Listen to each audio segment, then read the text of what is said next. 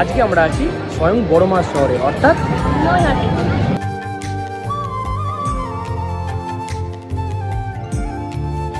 তবে ঢুকি তোমরা এখানে তারা মাকে দর্শন করতে পারবে। দেখো জাস্ট কত সুন্দর লাগছে মুখটা। ঠিক এইখানে তোমরা তারা মাকে দর্শন করে এই সোজা রাস্তা ধরে একেবারে পরপর তোমরা প্রতিমা দেখতে দেখতে এগিয়ে যাবে বড় মার পথে। তারা মাকে দর্শন করে ঠিক এই সোজা পথে জাস্ট 1 মিনিট হেঁটে এগিয়েলেই তোমরা এখানে দেখতে পেয়ে যাবে বেচাকালীকে। এই একই রাস্তাতে বেচাকালীকে দর্শন করে আসার মাত্র 20 সেকেন্ডও লাগছে না। 20 সেকেন্ড পথ আসার পরই এখানে তোমরা পেয়ে যাবে গাঁজাকালী।